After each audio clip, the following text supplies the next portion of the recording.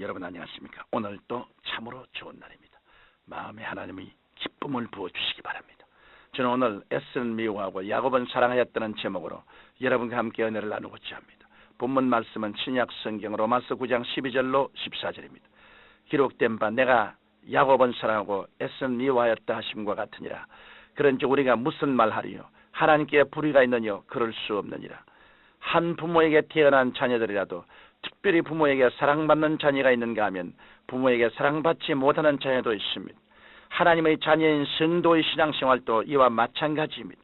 성도가 하나님의 뜻에 따라 기뻐하시는 일을 행하면 하나님의 사랑과 은총을 받지만 불순종하고 거역하면 하나님의 사랑과 은총에서 벗어나게 되는 것입니다.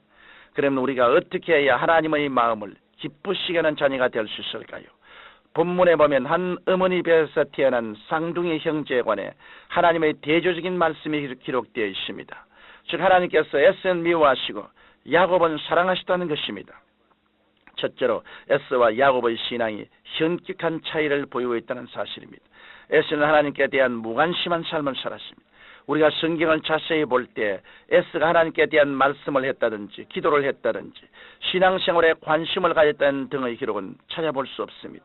그러나 야곱을 보면 그는 교활하고 꾀가 많은 사람이었으나 하나님께 대해 깊은 관심을 기울이고 있었습니다.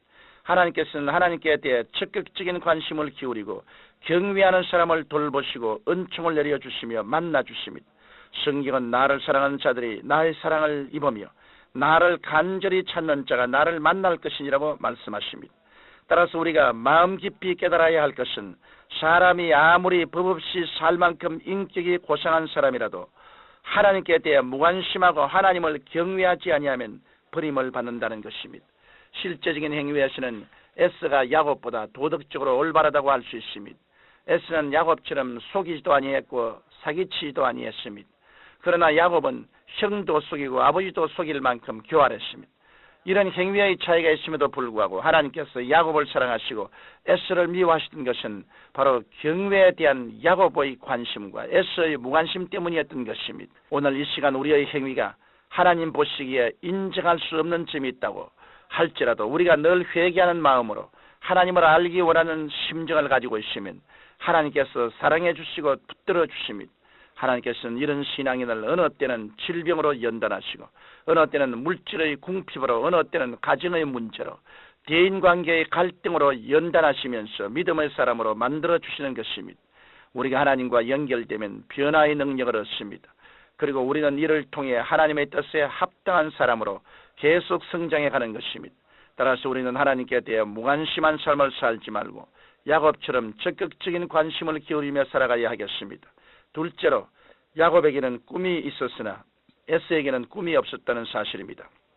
아버지 이삭과 어머니 리브가는 두 아들 에서와 야곱에게 조부 아브라함의 소명과 하나님의 은택에 대해 끊임없이 이야기했을 것입니다.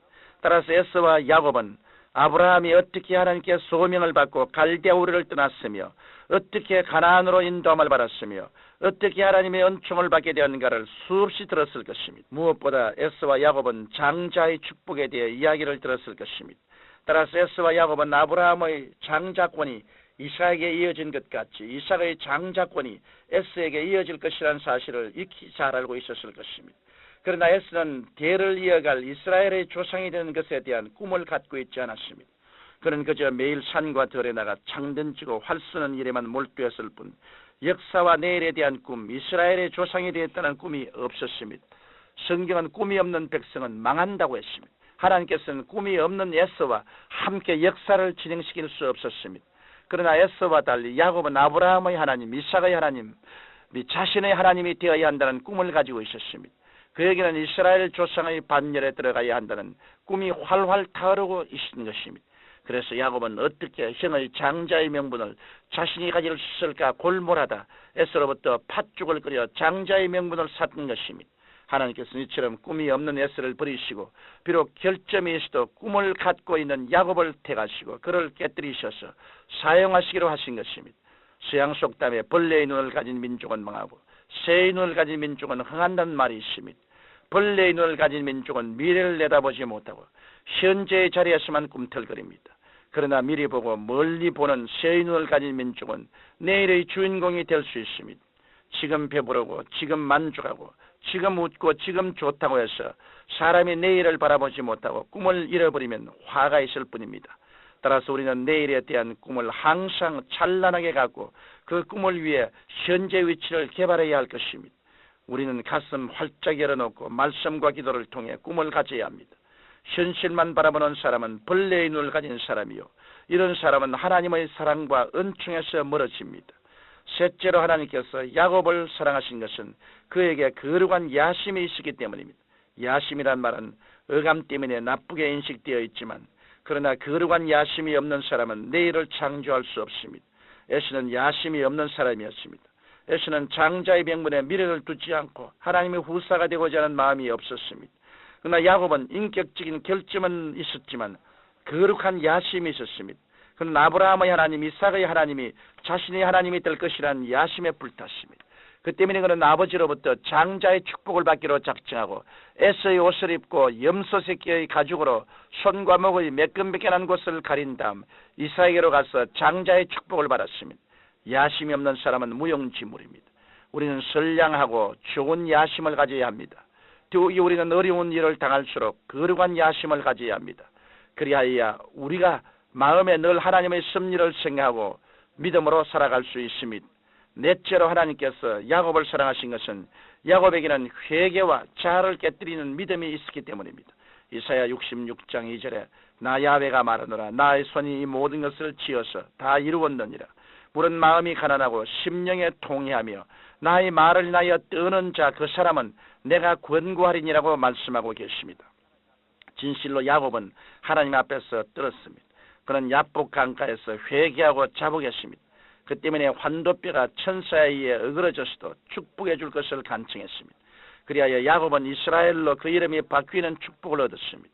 야곱이 하나님 알기를 간절히 사모했기 때문에 하나님께서는 야곱을 사랑하시고 끝까지 붙들어 주셔서 이스라엘 12지파의 조상이 되게 하시던 것입니다. 사랑하는 청취자 여러분, 이 세상에서 가장 행복한 사람은 하나님께 사랑받는 사람입니다. 반대로 가장 불행한 사람은 하나님께 미움받는 사람입니다. 야곱과 에서의 인생이 달라지고 신분이 달라진 것은 바로 하나님께 사랑받는가 하는 것이 관건입니다. 오늘날 우리도 야곱을 본받아 하나님을 경외하고 꿈과 좋은 야망을 가지며 늘 회개하고 자복해야 하겠습니다.